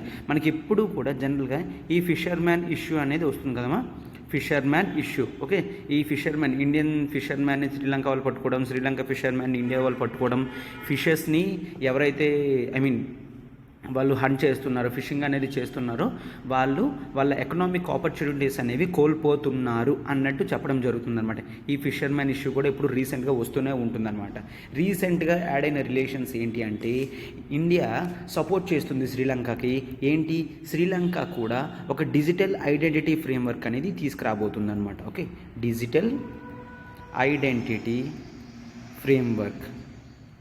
ఓకే, ఇది లైక్ మోడలింగ్ ఆన్ ఆధార్. మనకి ఇండియాలో ఆధార్ అయితే ఏ విధంగా ఉందో అదేవిధంగా అక్కడ యూనిటరీ డిజిటల్ ఐడెంటిటీ ఫ్రేమ్వర్క్ అనేది శ్రీలంకలో ఇంట్రడ్యూస్ చేద్దాం అనుకుంటున్నారు with the help of India అనమాట శ్రీలంక వాళ్ళు. సో మరియు ఇంకా ఏం చేస్తున్నారు, ఇండియా ఒక $2.4 billion USD billion US dollars అనేది శ్రీలంకకి ఫినాన్షియల్ అసిస్టెన్స్ గురించి ఇస్తున్నారు. ఓకే, అంటే ఏంటి, శ్రీలంక లేటెస్ట్గా ఎకనామిక్ క్రైసిస్లో పడిందనమాట. అంటే ఇన్కమ్ అనేది జనరేట్ అవ్వడం లేదు, ప్రైసెస్ అనేవి పెరిగిపోతున్నాయి, ఇన్ఫ్లేషన్ అనేది పెరిగిపోతుంది, క్యాపిటల్ రిసోర్సెస్ ఫార్మ్ అవ్వట్లేదు, కంట్రీ మీద ఉన్న ఎకనామికల్ బిలీఫ్ ట్రస్ట్ అనేది కోల్పోతుందనమాట. సో ఈ విధంగా ఒక ఎకనామిక్ క్రైసిస్లో ఉంటే ఇండియా ముందుకొచ్చి ఓకే నువ్వు భయపడద్దు, నేను $2.4 బిలియన్ అనేవి నీకు ఇవ్వడం జరుగుతుంది శ్రీలంకకి. కొంత గ్రాంట్, కొంత హెల్ప్, కొంత సాఫ్ట్ లోన్ కింద ఇవ్వడం జరుగుతుందన్నమాట. దీంతో శ్రీలంక అనేది కొంత రిజర్వేషన్ అనేది చేయగలది అన్నట్టు. మళ్ళీ ఇంకా ఫిషర్మ్యాన్ ఇష్యూస్ చూసాం కదా ఆల్రెడీ. ఫిషర్మ్యాన్ ఇష్యూస్ కూడా డిస్కస్ చేయడం జరిగింది. ఆ తర్వాత అది ఏ విధంగా ఎనర్జీ సెక్యూరిటీకి ఎకనామిక్ క్రైసిస్ నుంచి బయటికి రావాలి అని ఇండియా ఒక 4-pronged స్ట్రాటజీ అనేది ఇవ్వడం జరిగింది. అంటే ఎటువంటి డెసిషన్స్ తీసుకుంటే ఎకనామిక్ క్రైసిస్ నుంచి ఎకనామిక్ ఆపర్చునిటీస్లోకి శ్రీలంక వస్తుంది అన్నట్టు కూడా ప్రొవైడ్ చేయడం జరిగిందనమాట.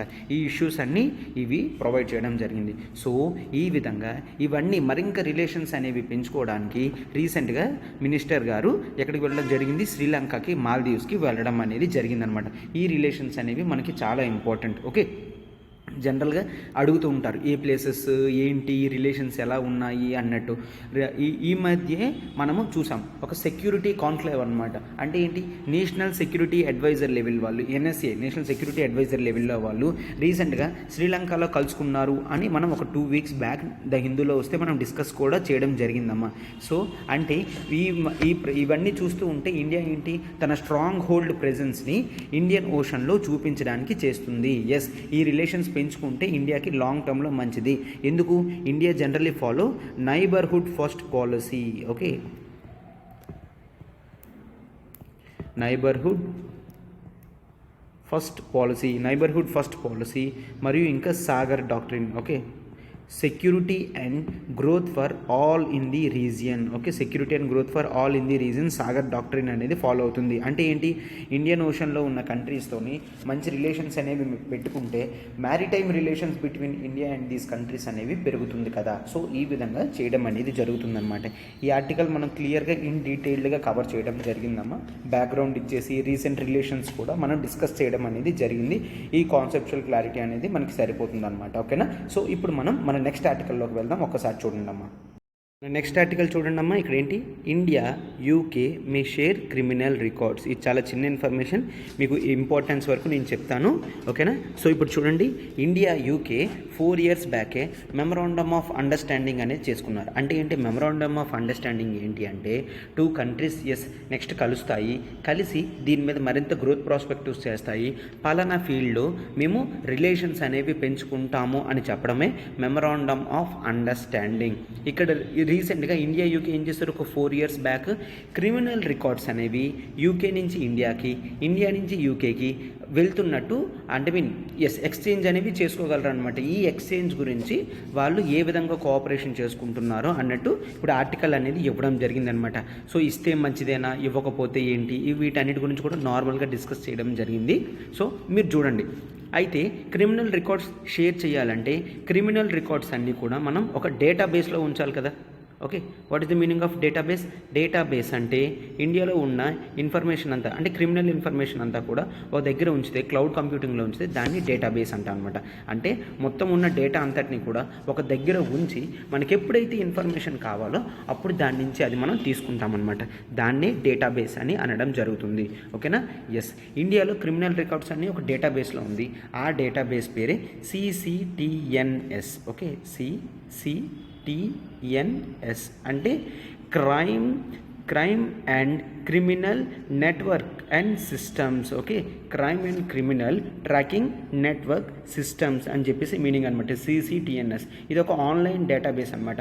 ఇండియాలో 16,000 పోలీస్ స్టేషన్స్, ఇండియాలో ఉన్న ప్రతి పోలీస్ స్టేషన్స్ అంటే maximum police stations 16,000 police stations అన్నీ కూడా వాళ్ళకు వచ్చిన FIRs అన్నీ కూడా ఖచ్చితంగా CCTNSలో పెట్టాల్సిందే. ఓకేనా. FIRs అనేవి పెట్టాలి, ఛార్జ్ షీట్స్ అనేవి పెట్టాలి, ఇన్వెస్టిగేషన్ రిపోర్ట్స్ కూడా ఆన్లైన్ పెట్టాలి. సో ఆన్లైన్లో ఎప్పుడైనా పెడితే మ్యానిపులేషన్ అంటే ఎప్పుడైనా ఫ్యూచర్లో చేంజ్ చేయడం కానీ అవన్నీ కూడా అవ్వదు. క్లియర్ కట్ ఇన్ఫర్మేషన్ అనేది ప్రొవైడ్ చేయడం జరుగుతుంది. కాబట్టి ఈ CCTNS అనేది మనం తీసుకొని రావడం జరిగింది. Crime and criminal tracking network system అనేది తీసుకొని రావడం అనమాట. సో ఇండియాలో మనం ఈ విధంగా డేటాబేస్ ఎవరి మీద, క్రిమినల్స్ మీద మనం యూజ్ చేస్తున్నాము. ఓకేనా, క్రిమినల్స్ మీద యూజ్ చేస్తున్నాం. ఫర్ ఎగ్జాంపుల్ ఎవరైనా ఏదైనా హత్య ఫస్ట్ టైం చేశారనుకోండి, డేటా అనేది ఎక్కిస్తాం. ఫ్యూచర్లో అతని మీద ఏదైనా కేసు వచ్చింది అనుకోండి, మనం స్ట్రాంగ్గా ఇన్ఫర్మేషన్ గ్యాదర్ చేయడానికి కూడా మనకి అవుతుంది అనమాట. సో అందుకని ఇటువంటి crime and criminal tracking network system అనేది ఒక ఆన్లైన్ డేటాబేస్ అనేది ఉండడం మంచిది. ఫ్యూచర్లో ఎవరి మీద డౌట్ వచ్చింది అనుకో, అతను అటువంటి వ్యక్తి కాదా అని తెలియడానికి కూడా మనకి ఈ డేటాబేస్ అనేది యూజ్ అవుతుంది అనమాట. సో ఇప్పుడు ఏంటి, జనరల్గా ఇండియాలో ఉన్న ఎవరు ఏజెన్సీస్ అనమాట, ఇంటెలిజెన్స్ ఇన్ఫర్మేషన్ సర్వీసెస్ ఉంటాయి కదమ్మా. ఈ ఇంటెలిజెన్స్ ఏజెన్సీస్ అన్నీ కూడా వీటన్నిటితోని మినిస్ట్రీ ఆఫ్ హోమ్ అఫైర్స్ అనేది పంపిస్తుంది అనమాట. ఏంటి, మనం ఈ విధంగా మన CCTNSలో ఉన్న నెట్వర్క్ డేటాని యూకేకి షేర్ చేద్దామా వద్దా అని కొంతమంది భయపడుతున్నారనమాట. ఏంటి, it breaches privacy of individuals. Okay, privacy of individuals, privacy అంటే ఆర్టికల్ 21 కదమ్మా, రైట్ టు లైఫ్లో వస్తుంది. సో ఫండమెంటల్ రైట్స్ని బ్రీచ్ చేసినట్టు కదా అని చెప్పేసి కొంతమంది వాళ్ళు ఒపీనియన్స్ అనేవి ఇవ్వడం జరిగిందనమాట. బట్ ఏంటి అంటే మనకి నేషనల్ లెవెల్లో నేషనల్ ఇంట్రెస్ట్ అనేది చాలా ఇంపార్టెంట్ అనమాట. సో మరొకటి ఏం చెప్పారంటే, యూకే ఆల్రెడీ 5 eyes ఎలియన్సెస్లో ఉంది. ఆ 5 eyes ఎవరమ్మా, USA, UK, Canada, Australia, New Zealand. ఈ 5 eye ఎలియన్సెస్లో ఆల్రెడీ యూకే ఉంది. ఒకవేళ మనం ఇప్పుడు దానికి ఇన్ఫర్మేషన్ ఇస్తే వాళ్ళు మిగిలిన కంట్రీస్ కూడా షేర్ చేస్తుంది కదా. షేర్ చేస్తే అప్పుడు మన ప్రైవసీ అనేది మిస్ అవుతుంది కదా అని కూడా కొంత విధంగా చెప్పడం జరుగుతుందన్నమాట. సో ఇండియా అనేది ఇప్పుడు ఒక స్ట్రాటజిక్ డెసిషన్ తీసుకోవాల్సిన టైం అనేది వస్తుంది. ఎందుకు? నెక్స్ట్ వీక్లో UK prime minister Boris Johnson అతను ఇండియాకి విజిట్ చేయబోతున్నారంటే ఆల్రెడీ జరిగిన ఎంఓయూస్ వీటన్నిటి మీద కూడా డిస్కషన్స్ జరిగి ఫైనల్ డెసిషన్స్ అనేవి తీసుకునే ఛాన్సెస్ ఉంటుందన్నమాట. సో అంతట్లోపల మన ఇన్ఫర్మేషన్ ఏజెన్సీస్ వీళ్ళందరితోని మాట్లాడి ఇండియా ఒక బ్యూటిఫుల్ డెసిషన్ అనేది తీసుకోవాలి లాంగ్ టర్మ్లో. సో ఇప్పుడు సరే ఇలాంటివి మంచివే కదా అంటే ఇలాంటివి మన ఇన్ఫర్మేషన్ వచ్చి మనకు వాళ్ళ దగ్గర నుంచి ఇన్ఫర్మేషన్ వచ్చి ఒకవేళ యూకే నుంచి కానీ వేరే కంట్రీస్ నుంచి ఎవరైనా టెర్రరిస్టులు ఇండియాలోకి వచ్చినప్పుడు వాళ్ళ ఇన్ఫర్మేషన్ మనకు ముందే తెలిసింది అంటే మనం చాలా జాగ్రత్త పడగలం అనమాట. టెర్రరిస్ట్ యాక్టివిటీస్ అలాంటివి ఏవి జరగకుండా జాగ్రత్త పడగలం. బట్ ఇప్పుడు ఏంటి, ఇట్లా చేస్తే యూకేకి మనం ఇస్తే ఆ యూకే ఒకవేళ మిగిలిన కంట్రీస్ కానీ మరేదైనా కంట్రీకి ఇస్తే ఇన్ఫర్మేషన్ అదంతా కూడా మళ్ళీ డేంజర్లో పడుతుంది కదా. ఒకవేళ సైబర్ సెక్యూరిటీ థ్రెట్ అయినా కూడా మళ్ళీ డేంజర్ కదా, నాన్ స్టేట్ యాక్టర్స్లో పడుతుంది కదా అన్నట్టు వ్యూస్ అనేవి ఇవ్వడం జరిగిందనమాట. సో ఇప్పుడు ఇండియా తన ఏజెన్సీస్ అంటే మిలిటరీ ఇంటెలిజెన్స్ ఏజెన్సీస్తో మాట్లాడి క్లియర్ కట్ డెసిషన్ అనేది తీసుకోవాలి అన్నట్టు చెప్తున్నాను అనమాట. ఇప్పుడు జనరల్గా ఒక ఎగ్జాంపుల్ కూడా ఇవ్వడం జరిగింది. ఏంటని 2016లో అలానే ఏమైంది, global terror database US start చేసిందనమాట. దాంట్లో జాయిన్ అవ్వడానికి ఇండియా 2016లో ఒప్పుకోలేదన్నమాట. ఎందుకు? ఈ టెర్రర్ డేటాబేస్ అనేది గ్లోబల్ టెర్రర్ డేటాబేస్ అనేది సరిగ్గా లేదు, మళ్ళీ ఇందులో జాయిన్ అయితే ఇన్ఫర్మేషన్ అనేది బయటికి వెళ్ళిపోతుందని చెప్పేసి ఇండియన్ ఇంటెలిజెన్స్ ఆఫీసర్స్ వాళ్ళు ఇండియాకి వద్దు అని చెప్తే ఇండియా ఆలోచించి ఆ 2016 డేటాబేస్లో ఇండియా అనేది యాడ్ అవ్వలేదు. సో ఇప్పుడు దీని మీద క్లియర్ కట్ డెసిషన్ అనేది ఇండియా తీసుకోవాలి అన్నట్టు ఆర్టికల్ అనేది ఇవ్వడం జరిగిందనమాట. సో ఇప్పుడు ఈ ఆర్టికల్ ఇది సరిపోతుంది. మనం మన నెక్స్ట్ ఆర్టికల్కి వెళ్దాం. ఒక్కసారి చూడండి. ఇప్పుడు మన నెక్స్ట్ ఆర్టికల్ చూడండి అమ్మా. Firms providing jobs should not be shut, supreme court అనేది చెప్పింది. సో ఒకసారి బ్యాక్గ్రౌండ్ ఏంటో చూడండి అమ్మా. ఒకసారి ఏమైంది, మనకి హర్యానాలో ప్లాస్టిక్ మ్యానుఫ్యాక్చరింగ్ కంపెనీ అనేది ఒకటి ఉందన్నమాట. ఓకేనా, plastic manufacturing company. Okay, plastic manufacturing అంటే ఇది ఖచ్చితంగా పొల్యూషన్ అనేది చేస్తుంది, అవునా కదా. సో పొల్యూషన్ చేసే ఏ కంపెనీ అయినా కూడా ఫస్ట్ ఎన్విరాన్మెంటల్ క్లియరెన్సెస్ అనేవి తీసుకోవాలి. ఓకే, ఎన్విరాన్మెంటల్ క్లియరెన్స్ అనేవి తీసుకోవాలి. ఒకవేళ ఎన్విరాన్మెంటల్ క్లియరెన్స్ లేకుండా స్టార్ట్ చేస్తే ఖచ్చితంగా దాన్ని తీసేయాలి అన్నట్టు ఉండేదన్నమాట. But what happen, there is something that is called EIA. Okay, environment impact assessment అనమాట. Environment impact assessment draft guidelines rules 2021 ఉండేది. ఇందులో ఏంటి అంట, ఎన్విరాన్మెంట్ ఇంపాక్ట్ అసెస్మెంట్ అంటే ఏంటి అంటే ఏదైనా ఒక మ్యానుఫ్యాక్చరింగ్ యూనిట్ కానీ ఏదైనా స్టార్ట్ చేస్తే అది ఎన్విరాన్మెంట్ మీద ఎంత ఇంపాక్ట్ అనేది చూపిస్తుందో దాన్ని అసెస్ చేయడమే ఎన్విరాన్మెంట్ ఇంపాక్ట్ అసెస్మెంట్ అనమాట. ఓకేనా, ఇది ఒక సోషో ఎన్విరాన్మెంటల్ ప్రోగ్రామ్ లాంటిది అనమాట. ఓకేనా, ఇది ఒక environmental programme but relates to society also. ఏంటి, ఈ ఇంపాక్ట్ అసెస్మెంట్లో మనము పీపుల్తో కూడా అక్కడ ఎక్కడైతే మ్యానుఫ్యాక్చరింగ్ చేస్తామో ఆ దగ్గరలో ఉన్న పీపుల్తో కూడా మనం కన్సల్ట్ చేయడం అనేది జరుగుతుంది. సో ఈ విధంగా చేస్తే అక్కడ ఉన్న పీపుల్ వాళ్ళకి ఓకే అనుకుంటే మనం అక్కడ అంత పొల్యూషన్ క్రియేట్ అవ్వట్లేదు. ఒకవేళ పొల్యూషన్ క్రియేట్ అవుతున్నా కూడా దాన్ని రీసైకిల్ చేస్తుంది ఆ కంపెనీ అంటే మనం దీన్ని ఫాలో అవ్వచ్చు అనమాట. ఓకేనా, ఎన్విరాన్మెంట్ ఇంపాక్ట్ అసెస్మెంట్. సో జనరల్గా ఇప్పుడు చూడండి, అది గుర్తుంచుకోండి. ఇది గుర్తుంచుకున్న తర్వాత ఇది చూడండి, plastic manufacturing companies pollution release చేస్తాయి కాబట్టి ఖచ్చితంగా ఇవి ఎన్విరాన్మెంటల్ క్లియరెన్సెస్ అనేవి తీసుకోవాలి. ఒకవేళ ఎన్విరాన్మెంటల్ క్లియరెన్స్ తీసుకోకపోతే ఏంటి, ఇప్పుడు రీసెంట్గా అదే ఇష్యూ వచ్చిందనమాట. ఇది ఎన్విరాన్మెంటల్ క్లియరెన్స్ తీసుకోలేదు కాబట్టి కొంతమంది పీపుల్ NGT నేషనల్ గ్రీన్ ట్రైబ్యునల్కి వెళ్ళడం జరిగింది. NGT అనేది ఒక స్టాట్యూటరీ బాడీ అమ్మ, నేషనల్ గ్రీన్ ట్రైబ్యునల్స్ యాక్ట్ ద్వారా వచ్చింది. ఇండియాలో ఎన్విరాన్మెంటల్ రిలేటెడ్ ఏ ఇష్యూ అయినా కూడా హైయెస్ట్ అథారిటీ అనేది NGT. NGT తర్వాత సుప్రీంకోర్టుకి అనేది మనం అపీల్ చేయొచ్చు. బట్ NGT అనేది ఎన్విరాన్మెంటల్ రిలేటెడ్గా చాలా పెద్ద బాడీ అనమాట. NGTకి వెళ్తే NGT ఏంటి, నువ్వు తప్పు చేసావు, నీ మ్యానుఫ్యాక్చరింగ్ కంపెనీని వెంటనే క్లోజ్ చేయి అని చెప్తే వాళ్ళు సుప్రీంకోర్టుకి వెళ్ళడం జరిగింది. బట్ సుప్రీంకోర్టు డిఫరెంట్ వ్యూ అనేది తీసుకుందనమాట. ఏంటి, మీరు చెప్పింది కరెక్టే, వీళ్ళు ఇక్కడ పొల్యూషన్ చేస్తున్నారు కాదనట్లేదు, బట్ ఈ కంపెనీ మీద ఆధారపడి 8,000 పీపుల్ అనేవాళ్ళు ఉన్నారు. 8,000 పర్సన్స్ అనేవాళ్ళు చాలా హ్యూజ్ నెంబర్. ఒకవేళ ఈ కంపెనీ అనేది క్లోజ్ అయిపోతే ఈ 8,000 మెంబర్స్కి ఎంప్లాయ్మెంట్ ఏంటి, ఈ 8,000 మెంబర్స్కి ఎకానమీ ఏంటి, ఈ 8,000 ఎంప్లాయీస్కి అసలు ఏమి ఇవ్వగలం మనం అన్నట్టు సుప్రీంకోర్టు చూస్తుందన్నమాట. So what they have to do, they can apply for ex post facto clearance. Okay, already వాళ్ళు అప్లై అయితే చేయడం జరిగింది. సో ఎక్స్ పోస్ట్ ఫ్యాక్టో క్లియరెన్స్లో మీరు తీసుకోండి అన్నట్టు చెప్పడం జరిగిందనమాట. అంటే ఏంటి, ఎన్జీటీ ఏదైతే డెసిషన్ ఇచ్చిందో దాన్ని పక్కన ఉంచింది అని మీనింగ్ అనమాట. ఇక్కడ మనకి ఎన్విరాన్మెంటల్ ఇంపాక్ట్ అసెస్మెంట్ 2021లో ఈ ఎక్స్ పోస్ట్ ఫ్యాక్టో క్లియరెన్సెస్ గురించి మెన్షన్ చేయడం జరిగిందనమాట. అంటే ఏంటి, కంపెనీస్ ముందు స్టార్ట్ చేయొచ్చు, అంటే ఎన్విరాన్మెంటల్ క్లియరెన్సెస్ తీసుకోకుండా కూడా కంపెనీ అనేది స్టార్ట్ చేయొచ్చు. నెక్స్ట్ కావాలంటే నాకు టైం డిలే అయిపోతుంది, సో అందుకని నేను స్టార్ట్ చేయడం జరిగింది. కావాలంటే ఇదిగోండి నేను ఫైన్ పర్మిషన్స్ ఇవన్నీ ఫైన్స్తో సహా నేను కట్టడానికి సిద్ధంగా ఉన్నాను అని ఎక్స్ పోస్ట్ ఫ్యాక్టో క్లియరెన్సెస్లో మనం పెట్టుకోవచ్చు. జనరల్గా ఇప్పుడు సుప్రీంకోర్టు ఏం చెప్పింది అంటే, ఒక technical irregularity or procedural lapses, అంతే కదా, ఫస్ట్ క్లియరెన్స్ తీసుకోవాలి, క్లియరెన్స్ తీసుకుంటా చేయాలి. ఒక ప్రొసీజరల్ ల్యాప్స్ అంటే ఒక తప్పు అనమాట. ఓకేనా, ప్రొసీజరల్ ల్యాప్సెస్ వల్ల కంపెనీ మొత్తం క్లోజ్ చేస్తే 8,000 పీపుల్ అనేవాళ్ళు రోడ్డు మీద పడతారు. అది నాకు ఇష్టం లేదు. సో కంపెనీ ఈ ఎక్స్ పోస్ట్ ఫ్యాక్టో క్లియరెన్సెస్లో యాక్సెప్టెన్స్ తెచ్చుకుంటే దట్స్ ఫైన్ అన్నట్టు సుప్రీంకోర్టు చెప్పడం కూడా జరిగింది అనమాట. బట్ ఇన్ లాంగ్ టర్మ్లో ఇది చాలా రాంగ్ డెసిషన్స్కి తీసుకొని రావచ్చు. ఎందుకు, ప్రతి ఒక్కరూ కూడా ఇప్పటి నుంచి ఏం చేస్తారు, ఓకే డెసిషన్ మనం ముందే ఎన్విరాన్మెంటల్ క్లియరెన్స్ తీసుకోవడం ఎందుకు, మనం ముందైతే కంపెనీ అనేది స్టార్ట్ చేద్దాం. కంపెనీ అనేది స్టార్ట్ చేసిన తర్వాత పొల్యూషన్ వచ్చిన తర్వాత ఎప్పుడైతే పీపుల్ కోర్టుకి వెళ్తారో అప్పుడు మనం పోస్ట్ ఫ్యాక్టో క్లియరెన్స్కి అప్లై చేయొచ్చు అన్న ధోరణి వస్తుంది కదమ్మా. అది లాంగ్ టర్మ్లో ఎన్విరాన్మెంట్కి మంచిది కాదనమాట. పొల్యూషన్ వస్తే దాన్ని రీసైక్లింగ్ చేసినట్టు ఉంటే పర్వాలేదు, కానీ పొల్యూషన్ని డైరెక్ట్గా అట్మాస్ఫియర్లో పంపిస్తున్నారు అంటే అది లాంగ్ టర్మ్లో మంచిది కాదు. సో ఈ విధంగా తీసుకోవద్దు అని చెప్పి, అంటే అది ఒపీనియన్ అనమాట, అది నా ఒపీనియన్ మాత్రమే.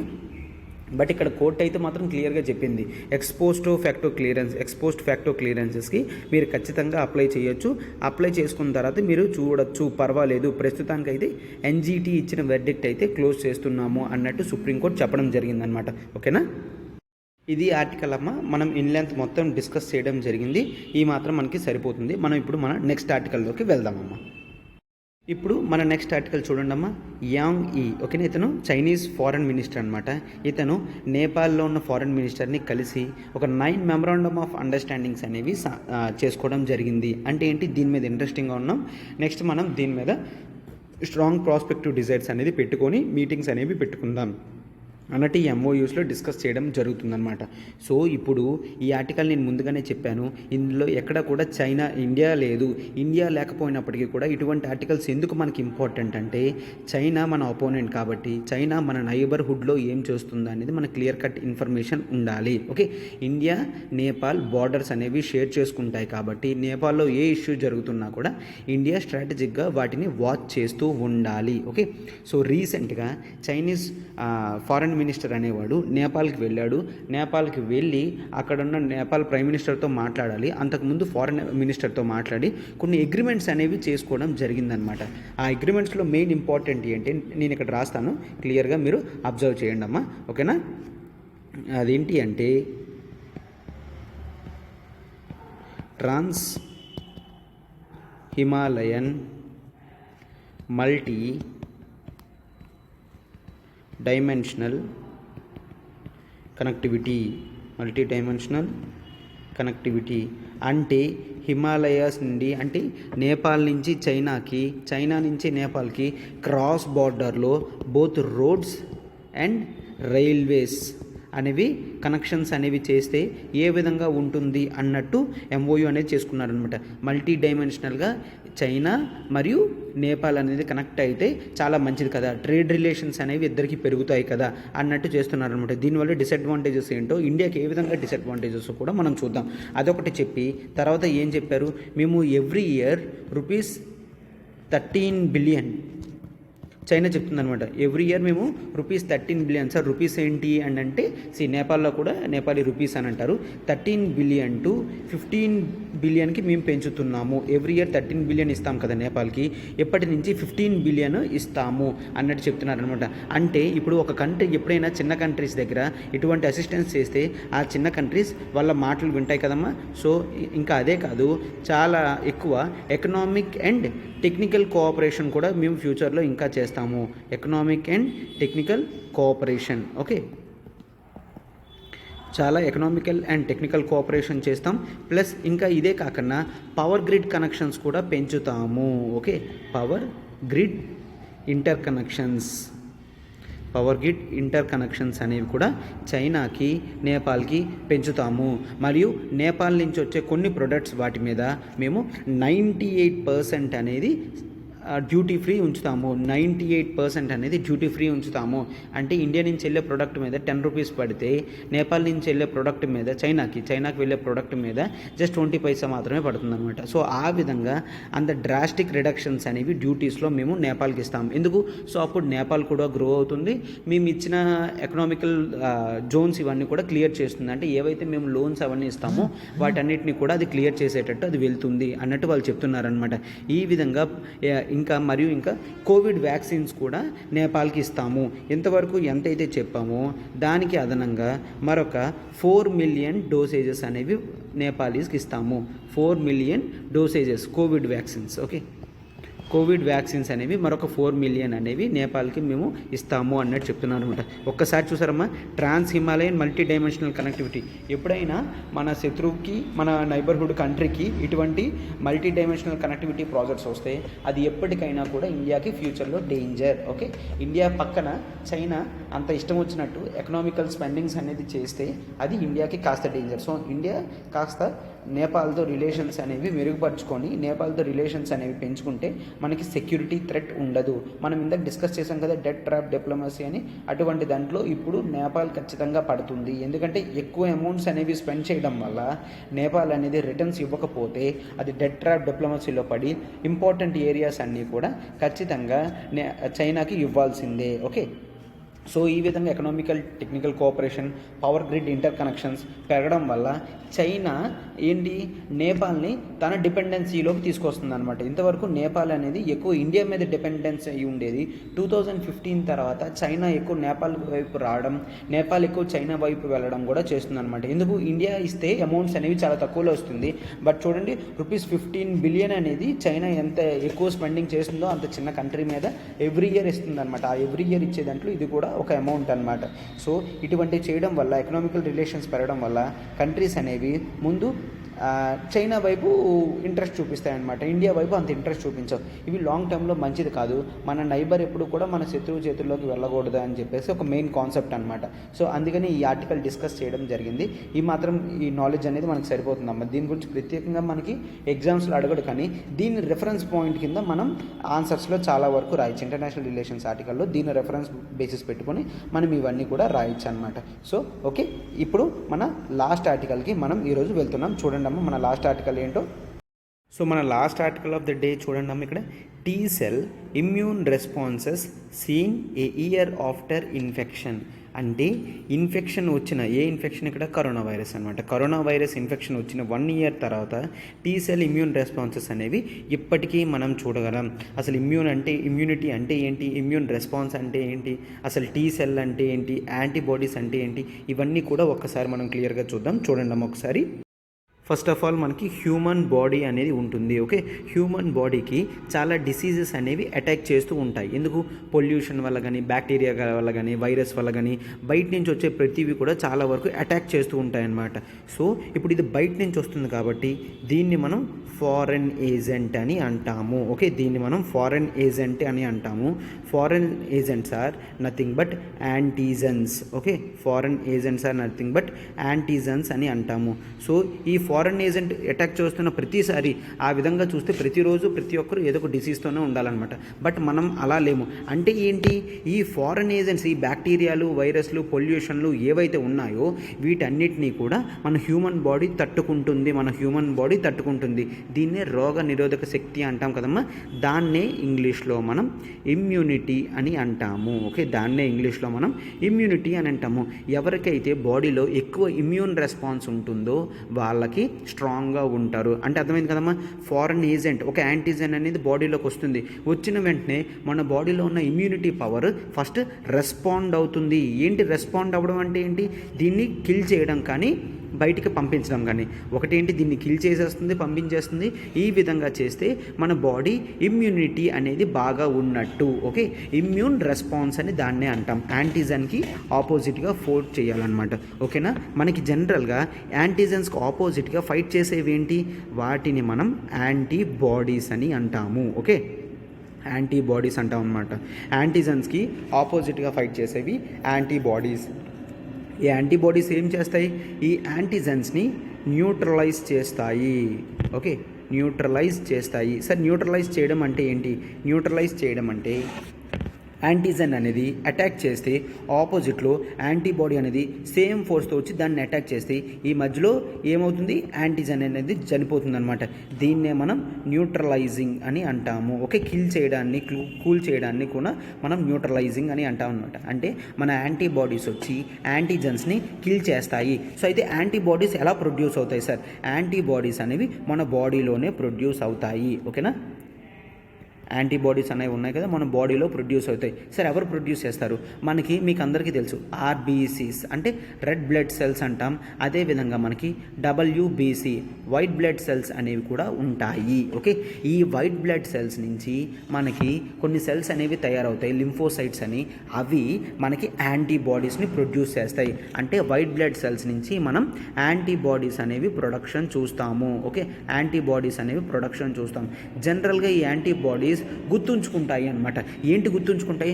పలానా డిసీజ్ అనేది ఏదైనా వస్తే దానికి ఏ విధంగా ఆపోజిట్లో ఫైట్ చేయాలి అన్న మెకానిజం అనేది మన బాడీ గుర్తుంచుకుంటుంది. ఓకేనా, మన బాడీ అనేది గుర్తుంచుకుంటుంది అన్నమాట. ఈ రిమెంబరింగ్ స్కిల్స్ అనేవి మనకి చాలా ఉపయోగం. ఓకేనా, ఎందుకు? ఎప్పుడైనా ఫ్యూచర్లో మళ్ళీ అది అటాక్ అయినా, లేదంటే రీఇన్ఫెక్షన్ అయినా, లేదంటే మరొక విధంగా మరొక డేంజరస్ డిసీజ్ లాగా అది వచ్చినా, ఇప్పుడు కరోనాకి ఏమైందమ్మా, మనకి first variant, second variant, third variant అట్లా వస్తున్నాయి కదా. అంటే అది మరింత డేంజరస్గా వచ్చినా కూడా ఈ యాంటీబాడీస్ అనేవి మనకి హెల్ప్ చేస్తాయి. సో ఈ యాంటీబాడీస్లోని ఒక టైపే మనకి ఈ టీ సెల్స్. ఓకే, మనకి టీ సెల్స్ ఓకేనా, థైమస్ దగ్గర ఉంటుంది అనమాట. అందుకనే వీటిని టీ సెల్స్ అని అంటాము. ఈ టీ సెల్స్ మనకి లాంగ్ టర్మ్లో చాలా హెల్ప్ చేస్తుంది. ఇదేంటి? ఇమ్యూనిటీ కెపాసిటీని పెంచుతుంది అనమాట. సో ఇది బ్యాక్గ్రౌండ్. మనకి what is meant by antigen, what is meant by antibody, అసలు రిమెంబరింగ్ స్కిల్స్ అంటే ఏంటి, అసలు ఈ టీ సెల్స్ అంటే ఏంటి, ఇవన్నీ కూడా మనం చూడడం అనేది జరిగింది. అవునా కదా? సో ఈ టీ సెల్స్ అనేవి మనకి లాంగ్ టైంలో బాడీని ఇమ్యూనిటీ తీసుకురావడానికి గ్రో చేస్తుంది అనమాట. ఓకేనా, ఈ ఇమ్యూనిటీ రావడానికి గ్రో చేస్తుంది. ఇన్ఫెక్షన్స్ ఏవైనా వస్తే దాన్ని కిల్ చేస్తుంది అనమాట, సో ఫస్ట్ ఇప్పుడు ఆర్టికల్ చూడండి. ఆర్టికల్లో ఫస్ట్ ఏం డిస్కస్ చేయడం జరిగింది అంటే, మనము చాలా కంట్రీస్లో మనము స్టడీస్ అనేవి చేయడం జరిగింది. ఈ స్టడీస్లో ఏం తెలిసింది అంటే, ఎవరైతే కరోనాకి ముందు ఆల్రెడీ ఇన్ఫెక్షన్కి గురి అయ్యారో, లేదంటే వ్యాక్సిన్స్ అనేవి తీసుకున్నారు. అసలు what is meant by vaccine? మనకి బాడీలో యాంటీబాడీస్ ఉంటే యాంటీజెన్స్ని ఫైట్ చేస్తాయి కదమ్మా. ఈ విధంగా ఈ వ్యాక్సిన్స్ కూడా యాంటీబాడీస్ని ప్రొడ్యూస్ చేసి ఫైటింగ్ క్యాపబిలిటీస్లో హ్యూమన్స్కి హెల్ప్ చేస్తాయి. అందుకనే వ్యాక్సిన్స్ అనేవి మనం ఖచ్చితంగా తీసుకోవాలి. ఓకే, గవర్నమెంట్ చెప్పినట్టు మనం వ్యాక్సిన్స్ అనేవి తీసుకుంటే మన బాడీ అనేది చాలా నీట్గా ఉంటుంది, ఫ్యూచర్లో డిసీజెస్ కూడా రావు. ఇప్పుడు ఇక్కడ స్టడీ కూడా అది తెలిసిందనమాట. ఏంటని? ఆల్రెడీ ఎవరైతే కరోనాతో ఇన్ఫెక్షన్ పొందారో, లేదంటే ఇన్ఫెక్షన్ పొందకముందే ఎవరైతే వ్యాక్సిన్ తీసుకున్నారో, వాళ్ళకి నెక్స్ట్ టైం ఒమిక్రాన్ వేరియంట్ అంటే థర్డ్ టైం చాలా డేంజరస్ వేరియంట్ వచ్చింది. బట్ ఆల్రెడీ ఇన్ఫెక్షన్స్ వాళ్ళలోని వ్యాక్సిన్ తీసుకున్న వాళ్ళలోని ఈ టీ సెల్స్ అనేవి యాంటీబాడీస్ అవి ప్రొడ్యూస్ చేయడం వల్ల మనం వీటిని ఒమిక్రాన్ వేరియంట్ని చాలా జాగ్రత్తగా ఎదుర్కోవడం జరిగింది అన్నట్టు చెప్తున్నారనమాట.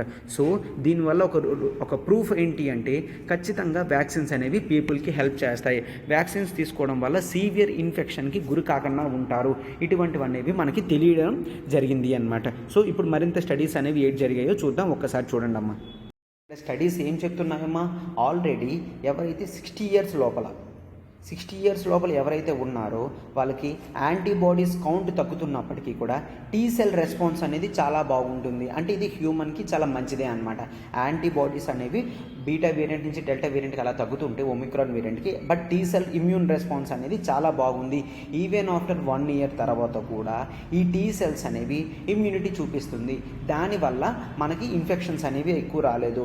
వాళ్ళు స్టడీస్లో ఒక 141 పీపుల్కి ఎవరైతే ఇన్ఫెక్షన్ ఉన్నారో, ఆల్రెడీ ఇన్ఫెక్షన్ గురి అయ్యారో, లేదంటే ఎవరైతే వ్యాక్సిన్స్ తీసుకున్నారో, ఒక శాంపుల్ కింద 141 పీపుల్ తీసుకుంటే మోస్ట్ పీపుల్స్లో టీ సెల్ రెస్పాన్స్ అనేది దొరకడం జరిగింది అన్నట్టు చెప్తున్నారనమాట. ఇప్పుడు ఆర్టికల్లో ఏం చెప్తున్నారంటే వీటి మీద మరింత ఎక్కువ స్టడీ అనేది పెట్టాలి, దీనివల్ల మనకి గ్రోత్ ప్రాస్పెక్ట్స్ అనేవి వస్తాయి, ఇండియా కూడా గ్రో అవుతుంది కదా, ఇండియాలో మళ్ళీ రీఇన్ఫెక్షన్స్ అనేవి రాకుండా ఖచ్చితంగా బూస్టర్ షాట్స్ అనేవి తీసుకోవాలి. ఆల్రెడీ ఎవరైతే వ్యాక్సిన్స్ అనేవి తీసుకోలేదో వాళ్ళు కూడా కంప్లీట్లీ వ్యాక్సినేటెడ్గా మారితే ఫ్యూచర్లో వీటి నుంచి వచ్చే రీఇన్ఫెక్షన్ అయినా వీటికన్నా డేంజరస్గా వచ్చే ఇన్ఫెక్షన్స్ వాటి నుండి అయినా మనము హ్యాపీగా కాపాడుకోవచ్చు. ఈ స్టడీస్ అనేవి చెప్తున్నాయన్నమాట. ఎస్, మనము ఇంతవరకు వ్యాక్సిన్కి ఎఫికసీ స్టడీస్ అనేవి చేశాము. వ్యాక్సిన్ ఎఫికసీ అంటే ఎంత ఎఫిషియెంట్గా మన వ్యాక్సిన్స్ అనేవి పనిచేస్తున్నాయో చూడడమే ఎఫికసీ స్టడీస్. ఇట్లా చేసాం, కానీ ఇది ఏ విధంగా వ్యాక్సిన్స్ అనేవి టీ సెల్ ఇమ్యూనిటీని పెంచడానికి హెల్ప్ అవుతుందో దీని మీద స్టడీ చేయలేదు. సో ఫస్ట్ ఇప్పుడు దీని మీద స్టడీ చేసి ఏ విధంగా మనకి బాడీస్లో యాంటీబాడీస్ అనేవి ప్రొడ్యూస్ అయ్యి ఇది ఎన్ని సంవత్సరాల వరకు ఉంటుందో క్లారిటీగా స్టడీ చేస్తే లాంగ్ టర్మ్లో మనకి చాలా ఇంపార్టెంట్. బట్ రీసెంట్ స్టడీ వల్ల మనకి ఏం తెలిసింది, సంవత్సరం తర్వాత కూడా టీ సెల్స్ అనేవి వాటి రెస్పాన్స్ అనేవి యాంటీజెన్స్ వైపు చూపిస్తున్నాయి. సో ఇది మంచిదే.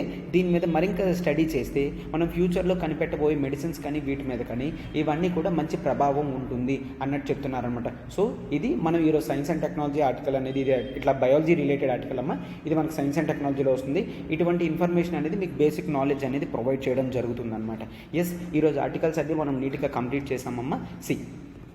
ఆర్టికల్స్ అనేవి మనం చాలా జాగ్రత్తగా కేర్ఫుల్గా అరేంజ్ చేసి చాలా కష్టపడి వర్కౌట్ చేసి ప్రొవైడ్ చేయడం జరుగుతుందమ్మా.